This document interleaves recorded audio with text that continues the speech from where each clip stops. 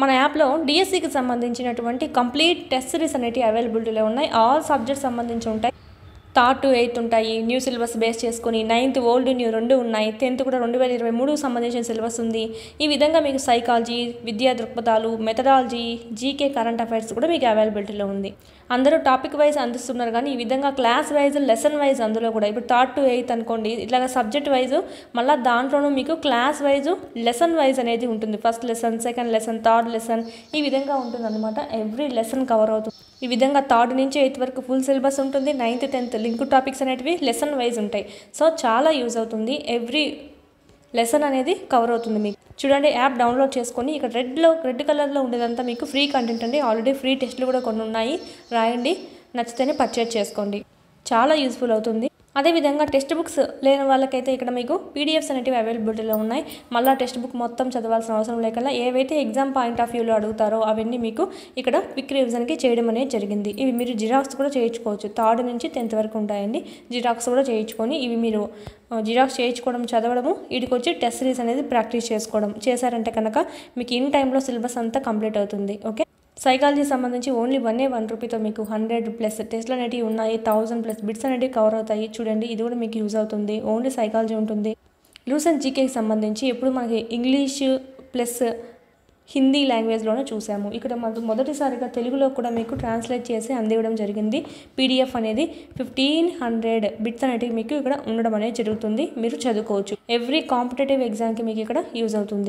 Main అయితే కానీ DSC అభ్యర్థి ఎవరైతే ఉన్నారో ప్రతి ఒక్కరి దగ్గర ఉండాల్సిన టెస్ట్ సిరీస్ అండి. ఎందుకంటే ఇక్కడ మీకు టాపిక్ వైజ్ కాకుండా లెసన్ వైజ్ ఇచ్చారు కాబట్టి ఎవ్రీ లెసన్ అనేది కవర్ అవుతుంది. దీని గురించి ఏమైనా డౌట్స్ ఉంటే కనుక స్క్రీన్ మీద కనిపిస్తున్నటువంటి నెంబర్కి కాల్ చేయండి. మొత్తం న్యూ సిలబస్ అంతా అప్డేట్ చేయడం అనేది జరిగిందండి. Hi, hello, welcome to SS competitive hub అండి. ఈ వీడియోలో మనము టెట్కి సంబంధించి సెషన్ 1 చూద్దాం. 27th. ఓకే, మ్యాథ్స్ చూద్దాము. మన ఛానల్ ఎవరైనా ఫస్ట్ టైం చూస్తుంటే కనుక కంపల్సరీ సబ్స్క్రైబ్ చేసుకోండి. ఇలాంటి మరిన్ని వీడియోస్ అనేటివి మీకు నోటిఫికేషన్ రావడం అనేది జరుగుతుంది. ఫస్ట్ చూద్దామండి క్వశ్చన్స్. ఒక ఆటలో అవినాష్ తన 6 స్నేహితులతో ఒక్కొక్కరు నుంచి 5 గోళీలు గెలిచాడు. అవినాష్ మొత్తం ఎన్ని గోళీలు గెలిచాడు? ఒక ఆటలో అవినాష్ తన 6 స్నేహితులతో 6 స్నేహితులతో ఒక్కొక్కరు 5 గోళీలు అనేటివి గెలిస్తే ఎంత వస్తుందండి? 6 5 30. Option 4 is the right answer అని టెక్స్ట్ బుక్లో నుంచే ఇచ్చారు. ఒక సంఖ్య మరియు 5ల లబ్ధం 0 అయిన ఆ సంఖ్య. The product of a number and 5 is 0, then the number is. The product of a number అంటే ఆ నెంబర్ ఏంటో మనకు తెలియదు కాబట్టి x అనుకున్నావు, మరియు 5. లబ్ధం అంటే ఏంటంటే ఇంటూ అండి, ప్రోడక్ట్ అని అర్థము. ఒక సంఖ్య మరియు 5ల లబ్ధము ఎంత అయిందంట? 0. అయితే ఆ సంఖ్య ఏంటి? ఇప్పుడు 5కి ఎంత చేస్తే మనకు 0 అవుతుంది? 0. 0 ఇంటూ ఎనీథింగ్ ఏమవుతుందంటే 0 అవుతుంది. ఇక్కడ 5 అనే కాదు, 4 ఉన్నా, 6 ఉన్నా, 7 ఉన్నా, ఇంటూ మనకు ఇంత ఇంటూ చేస్తే 0 అవుతుందంటే 0. 0 into anything equal to 0. So option 3 is the right answer. The value of 3/7 plus -6/11 plus -8/21 plus 5/22. దీని యొక్క విలువ చూద్దాం. ఇది ఈజీగా ఎలా చేయొచ్చు అంటే మొత్తం చేసుకుంటూ పోతే కష్టంగా అవుతుంది. సో ఏం చేస్తాం మనము? ఎల్సిఎం అనేది ఒకేలా ఉండేటివి ఒక తావను తీసుకుందాం. 3/7 -8/21 ఈ రెండు ఒకే ఎల్సిఎం కలిగి ఉన్నాయి కదా, అంటే 7 టేబుల్తో వెళ్తుంది కదా. ఈ రెండు ఎల్సిఎమ్స్ సేమ్గా ఉన్నాయి. సో ఈ రెండు చేసుకుందాం. 3/7 -8/21. ఓకే, 7కి 3కి ఎల్సిఎం చేస్తే 7 1 జా 7 3 జా 21. సో లాస్ట్కి ఎల్సిఎం ఏమొచ్చింది? 21. వచ్చినటువంటి ఎల్సిఎం ఏదైతే ఉందో అది కింది పక్కన వేసుకుంటాం. మనం ఏమేమి తీసుకున్నాం ఇది కదా. సో 7 అనేది 21తో ఎన్నిసార్లు పోతుందండి? ఇంటూ 3తో పోతుంది. సో ఈ ఇంటూ తీసుకెళ్ళి దీనికి ఇంటూ చేసేస్తాం, అంటే పైన ఏమైతే ఉందో దానికి దీనిపైన. ఇక్కడ 21 ఇంటూ 21 ఎన్నిసార్లు పోతుంది 21తో? Only 1 times. సో -8 ఇంటూ 1 వేసిన ఒకటే, ఎక్కిన ఒకటే, ఇంటూ 1 కాబట్టి 3 3 జా ఎంత? 9 -8/21 ఎంత వచ్చింది? 1/21. ఓన్లీ ఈ రెండింటికి చేస్తేనే 1/21 వచ్చింది. సో పక్కన పెట్టుకుందాం. ఇప్పుడు ఈ రెండింటికి చేద్దాం సేమ్ ప్రాసెస్. -6/11 ప్లస్ 5/22. 11తో 11 1 జా 11 2 జా ఎల్సిఎం ఎంత అయింది? 22. ఓకేనా. ఇక్కడ మనం ఈ రెండు తీసుకున్నాం కదా. 11 ఎన్నిసార్లు పోతుందండి? 22ని ఇంటూ 2తో పోతుంది. సో -6 ఇంటూ 2 ప్లస్ ఈ పక్క 5 కదా ఉంది, 5 ఇంటూ 1, 6 2 ఎంత? -12 ప్లస్ 5/22. 12లో నుంచి 5 పోతాయి, -7/22. ఎందుకు మైనస్ పెట్టాము? ఈ 5 12లో ఏది ఎక్కువగా ఉంది? 12 అనేది ఎక్కువ వాల్యూ. సో 12కి ఏ సింబల్ అయితే ఉందో అదే తీసుకున్నాం. సో 1/21 -7/22. ఇప్పుడు ఈ రెండింటికి చేద్దాం. ఇక్కడ మనకి ఎల్సిఎం పోతుందా? ఒకే దాంతో పోదు. ఒకే దాంతో పోతే మనం ఈ విధంగా చేసుకున్నాం. ఓకే, ఇలాగా ఒకే తావున ఇక్కడ మనకు ఉండేటివి ఎల్సిఎం పోవు కాబట్టి వీటిని ఏం చేస్తామంటే క్రాస్ మల్టిప్లికేషన్ చేస్తాము. 22 ఇంటూ 1 ఎంత? 22. 7 21s by 21 into 22. 22 minus 7 1s 7, 7 2s 14, 147/21. 22s ఎంత అంటే 462. 147లో నుంచి 22 వెళ్ళిపోతాయి. 7 నుంచి 2 పోతే 5 2 1. ఇక్కడ మైనస్ ఈ వాల్యూ ఎక్కువగా ఉంది కాబట్టి 147 22 కన్నా, సో మైనస్ అనేది తీసుకుంటాము. -125/462. Option 2 is the correct answer. ఒక వ్యాసరచన పోటీల్లో గెలిచిన వారికి 100 రూపాయలు, గెలవని వాళ్ళకి 25 ఇవ్వాలని నిర్వాహకులు నిర్ణయించారు. బహుమతులకై పంచవలసిన మొత్తం ఎంత? 3000 రూపాయలు. పోటీలో మొత్తం పాల్గొన్న వారు 63 మంది అయితే గెలుపొందిన వారి సంఖ్య ఎంత? లాజిక్గా చూసుకుంటే మనకి ఓకే, గెలిచిన వారు, ఓడిన వారు, మొత్తం డబ్బులు ఎంత అంట? 3000. గెలిచిన వాళ్ళకేమో 100 రూపాయలు, ఓడిన వాళ్ళకేమో 25 రూపాయలు. ఓకేనా. ఇక్కడ చూడండి లాజిక్గా 63 మంది ఉన్నారు. ఓకేనా. గెలిచింది ఎంతమందో మనకు తెలీదు. 63 మందిలో గెలిచిన వాళ్ళు ఎంతమందో మనకు తెలీదు. అందుకే మనం ఏం వేసుకున్నాం? ఎక్స్ వేసుకున్నాం. ఇక్కడ చూడండి 63 మైనస్ ఎక్స్ అంటే 63 మంది మొత్తం ఉన్నారు. 63 మందిలో నుంచి గెలిచిన వాళ్ళు ఎంతో తెలియదు, మనకి ఎక్స్ అనుకున్నాం. ఆ గెలిచిన వాళ్ళని తీసేస్తే మిగిలిన వాళ్ళంతా ఓడిన వాళ్ళే. So 63 minus X. 63లో నుంచి అంటే మొత్తం నుంచి గెలిచిన వాళ్ళని తీసేసాం. గెలిచిన వాళ్ళు ఎంతో తెలియదు కాబట్టి ఎక్స్ అనుకున్నాం. సో గెలిచిన వాళ్ళని తీసేస్తే వచ్చింది ఎంత? ఓడిన వాళ్ళు.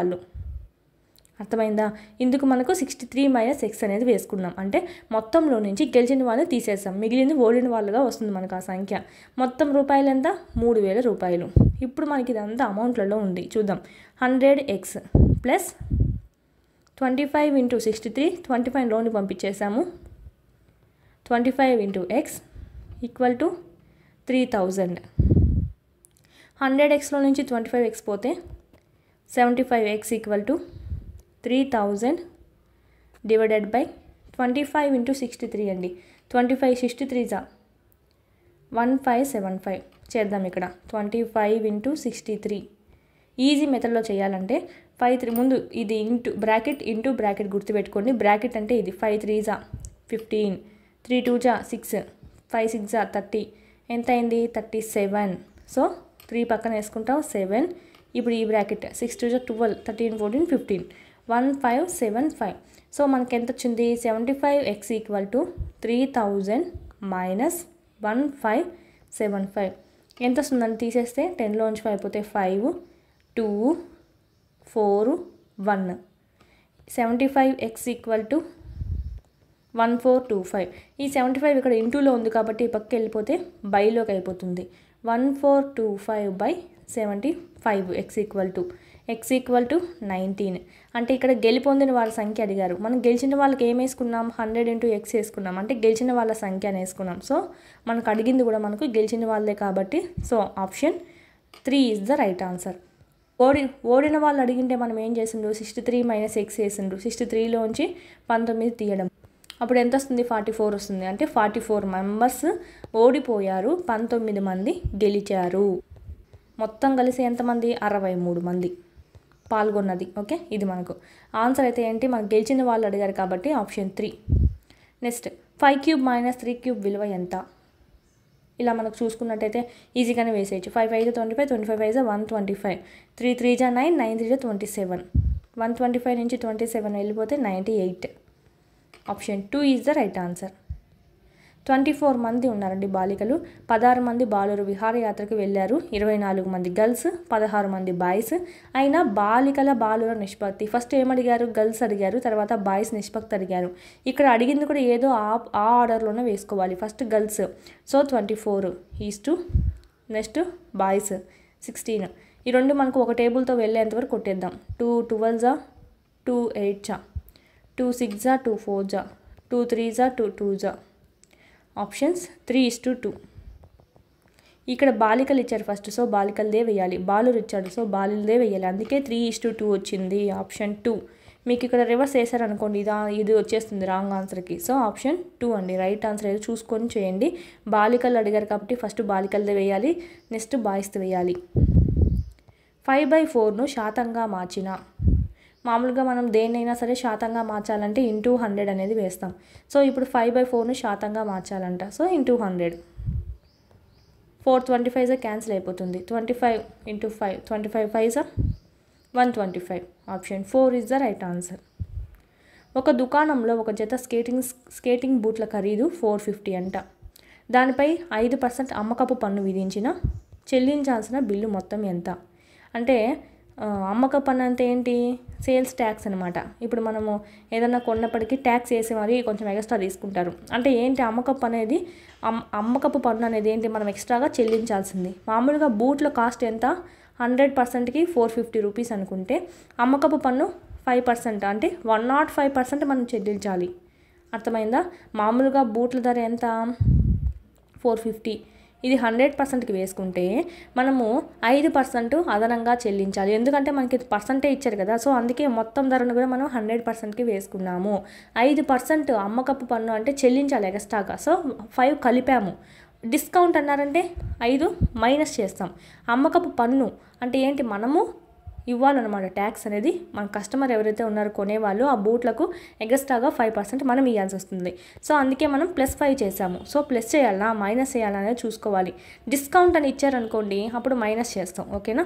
ఇది అందుకు 100% ధర 450 అయినప్పుడు 105% ధర ఎంత? Cross multiplication 450 × 105 by 100. 0 0 cancel. 5 2s 5 9s 2 5s 2 2s 0.25.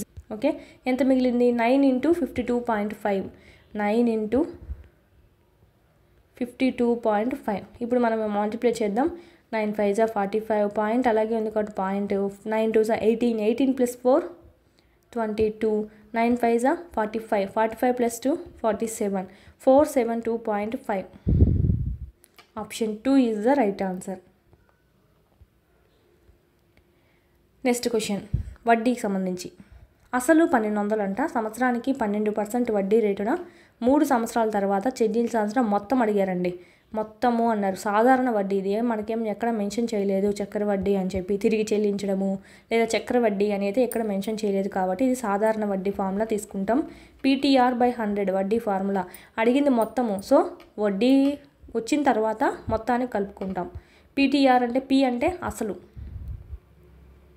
Into T అంటే టైం, 3 సంవత్సరాలకి టైము. R అంటే రేట్ అనమాట, వడ్డీ rate 12/100. 0 0 0 0 cancel. 12 12s 144. 144 3s 4 3s 12. 4 3 12 13. 3 1s 3 4 432 అనేది మనకు ఓన్లీ వడ్డీ వచ్చింది. మనకు అడిగింది ఏంటి, మొత్తం అసలు వడ్డీ కలిపి. 1632 is the right answer. Option 2. 17/4 యొక్క మిశ్రమ భిన్నము. మిశ్రమ భిన్నం అంటే ఏంటంటే మనకి ఒకటి సంఖ్య అనేది ఉంటుంది, తర్వాత మనకి భిన్నం అనేది ఉంటుంది. ఆ భిన్నం కూడా ఎలా ఉంటుంది, లవం తక్కువ ఉంటుంది హారం కన్నా లవం అనేది తక్కువగా ఉంటుంది. అంటే ఇంకా క్యాన్సిల్ చేయడానికి కుదరదన్నమాట. ఇప్పుడు 17/4 క్యాన్సిలేషన్ చేద్దామా. 17 4 చేస్తే 4 4 16, రిమైండర్ 1 మిగిలింది. సో ఏం వేస్తాం, 4 1/4 అంటే 4 భాగాల్లో 1 అని మిగిలిందని. సో 1 4/4 డైరెక్ట్ అయినా వేయచ్చు. 17/4 4 4 16 క్యాన్సిల్ అవుతుంది. సో 4 ఇంకా 1 మిగులుతుంది కదా, సో 1/4 ఇలాగైనా డైరెక్ట్ అయినా వేయచ్చు. ఆప్షన్ 1. మన ఆప్షన్ 2 అండి. మీకు ఇక్కడ ఈజీగా కావాలంటే ఏం చేస్తారంటే, లేదు నాకు ఆ మెథడ్ అర్థం కాలేదు అనుకుంటే ఆప్షన్ వెరిఫికేషన్ ప్రకారం పోవచ్చు. 3 1 జా 3, ఓకే. మళ్ళీ +2 ఎంత, 5/3. ఇక్కడ 4 4 జా 16, 16 + 1 17/4 సరిపోయింది కదా. ఇలాగైనా చూసుకోవచ్చు. ఆప్షన్ వెరిఫికేషన్ ప్రకారం అయినా మనకు ఆప్షన్ 2 రైట్ అవుతుంది. నెక్స్ట్, ఒక బ్యాట్స్మెన్ 6 ఇన్నింగ్స్లో చేసిన పరుగుల సంఖ్య కింద ఇవ్వబడింది. అవి ఏంటివి? 45, 76, 25, 27, 18, 55. అతను చేసిన పరుగుల సగటు ఎంత? సగటు అంటే ఏంటంటే మొత్తం కూడుకొని బై రాసుల మొత్తం బై రాసుల సంఖ్య. రాసుల మొత్తం అంటే ఎంత? ఇదంతా కూడుకుంటాం బై రాసుల సంఖ్య 1 2 3 4 5 6 బై 6 చేస్తాం. రాసులు మొత్తం చేద్దాం అంటే ఇవన్నీ మనం కూడాల. 5 ఎంత, 10, ఓకే. 10 + 8 అండి 18, 23 అంటే 18 + 5 23, 23 ఒక 7 ఎంత, 30, 30 ఒక 6 36, 3 వేసుకుంటావు 6 వేసుకుంటావు అంటే నీకు ఈజీగా క్యాల్కులేషన్ అయిపోతుంది అనమాట. నెక్స్ట్ 7, ఓకేనా. 8 9 10 11 12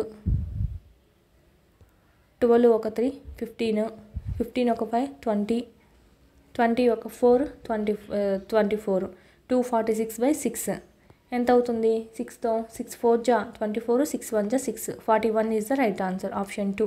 ఈ విధంగా మీరు మళ్ళా ఇక్కడ వరుసగా నెంబర్స్ వేసుకొని లేకుండా ఇలాగ చివరిది ఈజీగా ఉన్నటువంటి క్యాన్సిలేషన్ చేసుకుంటూ రండి, అంటే కూడుకుంటూ రండి. 7 సెంటీమీటర్స్ పొడవు భుజం గల చతురస్ర చుట్టుకొలత కనుగొనండి. మామూలుగా చతురస్రం అంటే ఏంటి? స్క్వైర్. స్క్వైర్ యొక్క చుట్టుకొలత ఏంటి? 4a, ఓకేనా. ఈఏ మొత్తం కలిసి 4 అనమాట. సో ఒక భుజం కొలత ఏంటంట? 7. సో అలాంటప్పుడు మొత్తం ఏమవుతుంది? 7 × 4 28 centimetres. Option 2 is the right answer. Next question, 4 లంబ కోణాలు కలిగిన ఒక రాంబస్ను ఏమంటారు? మామూలుగా రాంబస్ ఎలా ఉంటుందంటే 4 భుజాలు సమానంగా ఉంటాయండి, ఓకేనా. అంటే కోణం అనేది మనకు లంబకోణం ఉండదన్నమాట. ఇలా ఉంటుంది రాంబస్. ఒకవేళ దాన్నే మనము లంబకోణం చేస్తే ఎలా ఉంటుంది? ప్రతిదీ మనకు 90 degrees వస్తుంది ఇలాగా. ఒకవేళ రాంబస్ని మీరు ఇలా తిప్పుకోండి, ఏం ఇబ్బంది ఏం లేదు. మొత్తం 90 degrees అయితే ఏమవుతుందంటే మనకి ఇది ఒక స్క్వైర్ అనేది అవుతుంది. ఆప్షన్ 3. దీర్ఘగణమునకు గల మొత్తం తలముల సంఖ్య. తలం అంటే ఏంటి? మామూలుగా ఒకటి ఇది ఉంది కదండి, దీర్ఘగణం అనుకుంటే దీన్ని ఒక సైడ్ ఉండేటువంటిదంతా ఇదొక తలము. అలాగే మనకు ఈ సైడ్ ఉంటుంది సెకండ్ తలము, అలాగే ఈ సైడ్ ఉంటుంది, కింది పక్క తలం ఉంటుంది, పై పక్క తలం ఉంటుంది. సో అదంతా మనకు మొత్తంగా చూసుకున్నట్టయితే 1 2 3 4 5 6 6 తలాలు ఉంటాయి. అదే వీటిని ఏమంటాము? ఈ గీతల్ని అంచు 1 2 3 4 5 6 7 8 9 10 11 12 12 అంచులు ఉంటాయి, అంచులు, ఓకేనా. నెక్స్ట్ బిందువులు ఉంటాయి 1 2 3 4 5 6 7 8. వీటిని మనం ఏమంటామంటే శీర్షాలు అని అంటాం. అడిగింది ఏంటి మనకు? తలాలు కాబట్టి సో ఒక తలము, రెండో తలము, మూడో తలము, నాలుగో తలము, ఈ పక్క ఒక తలము 5, ఈ పక్క ఒక తలము 6. Option 3 is the right answer. లంబకోణం కన్నా పెద్దది, సరళ కోణం కన్నా చిన్నది అయిన కోణం. లంబకోణం అంటే ఏంటి? 90 కన్నా పెద్దది, 90 కన్నా పెద్దదై ఉండాలంట. లంబకోణం అంటే 90 degrees. సరళ కోణం అంటే ఏంటంటే 180 degrees, 180 కన్నా తక్కువ అయి ఉండాలంట. చూద్దాం. అల్పకోణం అంటే ఏంటంటే 90 కన్నా తక్కువ అండి. పరావర్తన కోణం అంటే ఏంటి? 180 కన్నా పెద్దగా ఉంటుంది, అంటే 270 అలాగా మనకి. అంటే ఇక్కడ మనకి ఇది ఉందనుకోండి, ఇదంతా మనకు పరావర్తన కోణం అవుతుంది, అంటే 180 కన్నా ఎక్కువగా ఉంటుంది. అధిక కోణం అంటే ఏంటి? 90 కన్నా ఎక్కువగా ఉండడం. ఆప్షన్ 3. 90 కన్నా ఎక్కువగా ఉంటుంది, 180 కన్నా తక్కువ అనమాట. 180 కన్నా ఎక్కువ ఉంటే ఏమంటావు? పరావర్తన కోణం అంటావు మళ్ళీ. సో 180 కన్నా తక్కువ ఉంటుంది, 90 కన్నా ఎక్కువ ఉంటుంది. ఏది? అధిక కోణము. అంటే ఇలా ఉంటుంది. ఇది 90 అనుకుంటే, ఇది 180 అనుకుంటే, 90 కన్నా ఇది 90 కన్నా ఎక్కువ ఉందా? ఉంది. 180 ఇది 180 కన్నా తక్కువగానే ఉంది కదా. సో ఇది మనకి ఏమవుతుంది? అధిక కోణము. సంపూర్ణ కోణం అంటే ఏంటి? మొత్తం 360 degrees. నెక్స్ట్, రేఖాఖండమునకు గల చివరి బిందువుల సంఖ్య. రేఖాఖండం అంటే ఏంటి? అంటే ఒక రేఖ అనేది చివర్లో ఖండించుకుంటూ ఉంది. దీన్నే మనము రేఖాఖండము అంటాం. ఎలా ఖండించుకుంటుంది? ఒక రేఖాఖండం చూడండి, ఖండించాలంటే ఏమేమి ఉండాలి? ఒక సైడు బిందువు, ఇంకో సైడు బిందువు ఉండాలి. ఆప్షన్ 2 2 బిందువులు ఉండాలి. ఒక సైడు ఒక చివరి బిందువు, ఇంకో సైడు ఇంకొక చివరి బిందువు. ఆప్షన్ 2 అంటే 2 అనేది రైట్ ఆన్సర్. ఆప్షన్ 3లో ఉంది. క్యాడెట్లు పెరేడ్లో కవాతు చేస్తున్నారు. ఒక అడ్డు వరుసకు 5 మంది క్యాడెట్లు ఉన్నారు. అడ్డు వరుసల సంఖ్యను బట్టి క్యాడెట్ల సంఖ్యను కనుగొనే నియమం. ఇక్కడ మనకు అడ్డు వరుస ఎంతంట? 5 వరుసలు ఉన్నారండి. ఇక్కడ ఫామ్లో మనకి ఎన్ని ఇవ్వలేదు, అంటే ఒక వరుసలో ఎంతమంది ఉన్నారు అని ఇవ్వలేదు అనమాట.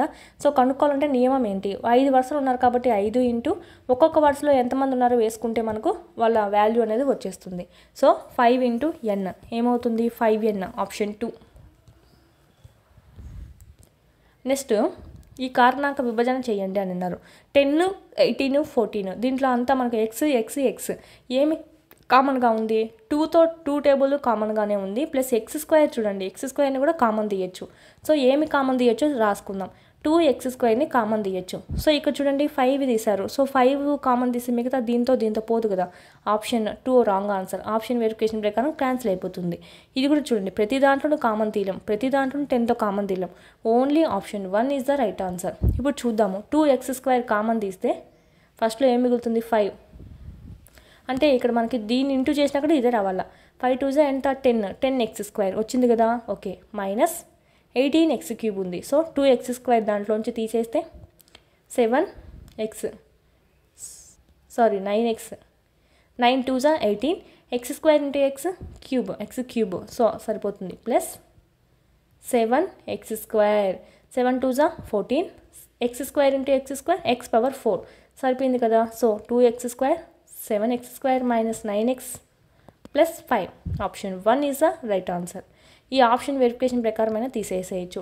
ఒకవేళ ఇక్కడ కూడా ఎక్కడైనా 2x² ఉందనుకోండి, అప్పుడు మీరు మొత్తం చేయాల్సి ఉంటుంది. Option 1 is the right answer. Next, సూక్ష్మీకరించి జవాబును ఘాత రూపంలో రాయండి. మనకి 8th క్లాస్లో కూడా వచ్చింది ఇలాంటివన్నీ. 8th క్లాస్ వరకు చదువుకుంటే సరిపోతుంది. మ్యాథ్స్ అనేది ఈజీగా చేసేయచ్చు. 8th క్లాస్లో కూడా ఉందండి ఇదంతా మనకి. ఈ ఫార్ములా చూడండి, 2⁴ డివైడెడ్ బై 2⁴ అంట. ఏ ఫామ్లో ఉంది? a⁴m బై a⁴n ఫామ్లో ఉంది. ఆన్సర్ ఏంటి? a⁴m minus n. ఓకే, అలాంటప్పుడు ఏం చేస్తాం? 2⁴ బై 2⁴ ఉంటే 2⁴ మైనస్ 8గా రాస్తాం. 2⁴లోంచి 8 పోతే -3. ఎందుకంటే 8కు ఉండేటువంటి గుర్తు ఏముంది? మైనస్ అనేది ఉంది కాబట్టి సో ఇది తీసుకుంటాం. 2⁻−3 మళ్ళీ ఇక్కడ హోల్ బ్రాకెట్ 5 ఉంది. సో హోల్ బ్రాకెట్ 5 ఇది ఒక formula. a⁴m whole power n ఏమవుతుంది? a⁴mn అవుతుంది. అంటే 2⁻−3 ఇంటూ 5 2⁻−15 ఇంటూ ఇంకా మిగిలింది ఏంటి? 2⁻−5. ఇది కూడా ఎలా ఉంది? a⁴m ఇంటూ a⁴nగా ఉంది. ఇదంతా m, ఇదంతా n. ఓకేనా? a⁴m plus n. So 2⁻m plus n. So 2⁻15 minus 5 2⁻−20. Option 2 minus most important. ఇక్కడ చూడండి ఆప్షన్ ఇది కూడా ఇచ్చారు.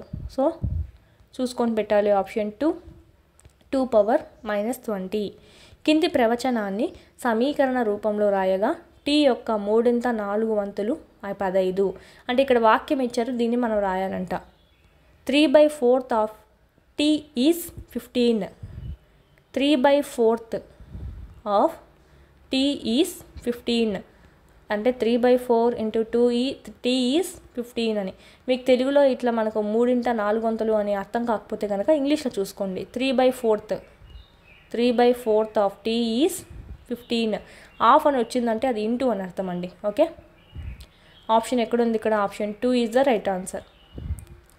703 సెంటీమీటర్స్లను మీటర్లోకి మార్చిన 703 సెంటీమీటర్స్ మామూలుగా 100 సెంటీమీటర్స్ 1 మీటర్ ఎంత అవుతుంది? 100 సెంటీమీటర్స్. అలాంటిది ఇక్కడ 700 సెంటీమీటర్స్ ఉంది. అంటే ఏమని అర్థం? 7 మీటర్లు మళ్ళీ 3 సెంటీమీటర్లని.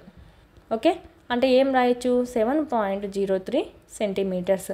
ఈజీగా చూసుకోవాలంటే 703 సెంటీమీటర్స్ కదా, మీటర్స్లోకి మార్చాలంటే బై 100 అనే వేస్తాం. ఎందుకు వేస్తావు? సెంటీమీటర్స్ కదా, మీటర్లోకి మార్చాలి. 1 మీటర్ ఈక్వల్ టు ఎన్ని సెంటీమీటర్స్ అవుతుంది? 100. సో అందుకే మనము బైతో 100 చేస్తాం.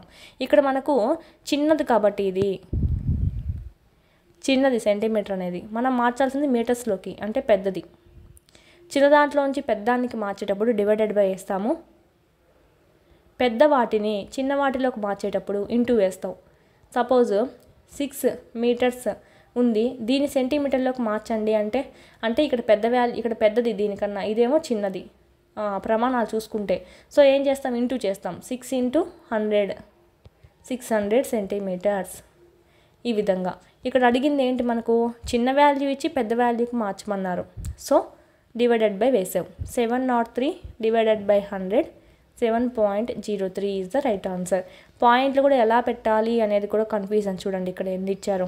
ఇక్కడ మనకి ఒక 0 ఉంది కాబట్టి సో ఒక 0 ఉంది కాబట్టి ఒక 0. So point. కింద ఎన్ని జీరోలు ఉంటే పైన అన్ని జీరోలు క్యాన్సిల్ చేసుకుంటూ పాయింట్ పెట్టుకోండి. ఓకే, 7.03. సపోజ్ ఇంకొకటి ఎగ్జాంపుల్కి 5203 బై 100 ఉంటే ఒక 0 ఎందుకంటే ఒక 0 ఎందుకంటే ఒక 0. సో పాయింట్ 52.03 పాయింట్ల కోసం ఇక్కడ క్యాన్సిల్ చేశాను అంతే. ఓకేనా? సో 52.03 వస్తుంది. అదేవిధంగా 5203 బై 1000 ఉంటే ఒక 0 0. So point. జీరోలు ఉన్నంత వరకు పెట్టుకున్నావు, జీరోలు అయిపోయిన తర్వాత పాయింట్. ఓకే, 5.2.3 ఈ విధంగా చూసుకోవాలి. ఆప్షన్ ఇదైతే 2 ఈజ్ ద రైట్ ఆన్సర్. 1 గంట 12 నిమిషాలు 10 సెకండ్లను సెకండ్లోకి మార్చండి. ఆల్రెడీ ఇది సెకండ్లో ఉంది, సో పక్కన పెట్టుకోండి. ఈ గంటల్లోది మన నిమిషాల్లోకి మార్చుకుందాం ఫస్ట్. 1 గంట అంటే 60 నిమిషాలు, ఇక్కడ ఆల్రెడీ 12 నిమిషాలు ఉంది. సో మొత్తం ఎంత? 72 మినిట్స్. 1 మినిట్ 60 సెకండ్స్ అయినప్పుడు 72 మినిట్స్ ఎంత? 72 × 60. ఓకే, 6 2 జా 12, 6 7 జా 42, ఒక 1 43, 4320 4320. ఇక్కడ మళ్ళీ ఒక 10 సెకండ్స్ ఉంది కదా, అది కూడా కలుపుకోవాలి. 4330 is the right answer. 4330 option 3. మీరు మర్చిపోయి ఇది కలపలేదంటే ఆన్సర్ రాంగ్ అవుతుంది. Okay, option 3 is the right answer. ముందు హవర్స్లో ఉండేదాన్ని నిమిషాల్లోకి మార్చుకున్నామండి. గంటకు 60 నిమిషాలు కాబట్టి 60 + 12 నిమిషాలు ఎంత? 72 నిమిషాలు. ఈ 72 1 మినిట్ ఈక్వల్ టు 60 సెకండ్స్ అయినప్పుడు 72 మినిట్స్ ఎంత? 4320 సెకండ్స్ అనేది అయింది. సో ఈ మిగిలినటువంటి 10 సెకండ్స్ని కూడా దీనికి కలుపుకుంటే 4330. ఘన పరిమాణం అంటే వాల్యూమ్ 625 సెంటీమీటర్ క్యూబ్.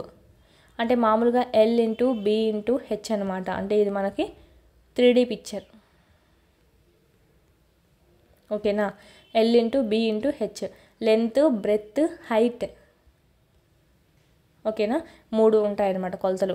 ఘన పరిమాణం ఎంత? 625 సెంటీమీటర్ క్యూబ్. అందుకే మనకు క్యూబ్ ఇచ్చారు. అంటే ఏంటి? లెంత్కు ఉన్నటువంటి సెంటీమీటరు, ఇది సెంటీమీటరు, ఇది సెంటీమీటర్, మొత్తం కలిసి ఏంది? సెంటీమీటర్ × సెంటీమీటర్ × సెంటీమీటర్ అంటే సెంటీమీటర్ క్యూబ్. వాల్యూమ్ ఏమైంది అంటే L × B × H అని చెప్పి అర్థము 625. ఇక్కడ మనం ఏమి ఇచ్చారు?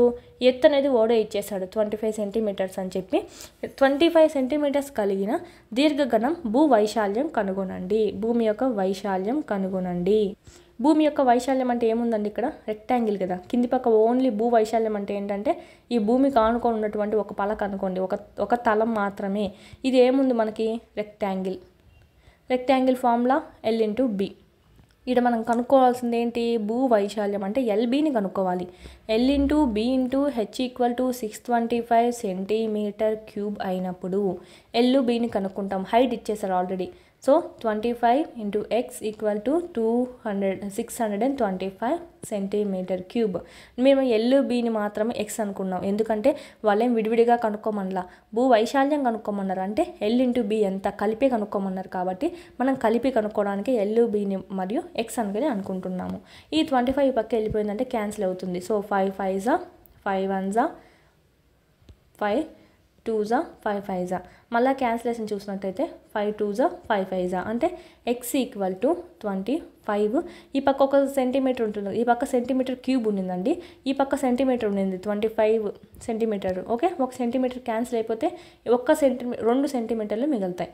అర్థమైందా? ఇక్కడ 625 ఉందండి, సెంటీమీటర్ క్యూబ్ బై 25 చేసాము.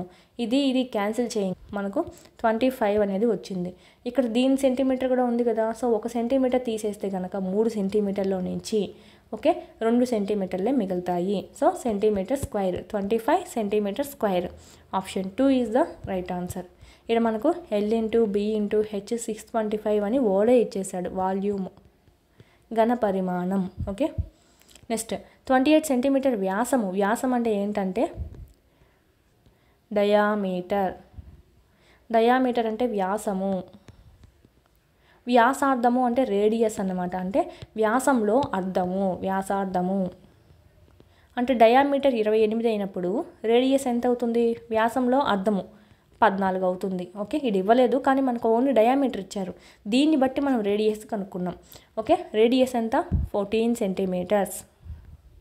వృత్తం యొక్క వృత్త పరిధి సెంటీమీటర్లో కనుక్కోండి. వృత్తం యొక్క వృత్త పరిధి ఫార్ములా 2πr. ఓకేనా, వృత్త పరిధి యొక్క ఫార్ములా 2πr. మనకి 8th క్లాస్ వరకు చూసుకున్నామంటే కనుక ఫార్ములాస్ అన్నీ అక్కడే వచ్చేస్తున్నాయండి. వృత్త పరిధికి సంబంధించి, వృత్తం యొక్క వైశాల్యం సంబంధించి అంతా. ఇక్కడ మనకు ఫార్ములా చూసుకున్నట్టయితే 2 × 22/7, పై వాల్యూ 22/7గా వేసుకున్నాం, ఇంటూ r ఎంత? 14. 7 2 14, 44 × 2 88. డైరెక్ట్ మీరు కొంతమంది వ్యాసం వేసేస్తారండి, అప్పుడు మీకు 28 వేసుకుంటే 7 4 క్యాన్సిల్ అవుతుంది, ఆన్సర్ రాంగ్ వస్తుంది. ఇది ఇచ్చింది వ్యాసం ఇచ్చారా వ్యాసార్థం ఇచ్చారో చూసుకోండి. ఇది ఇచ్చింది మనకు డయామీటర్.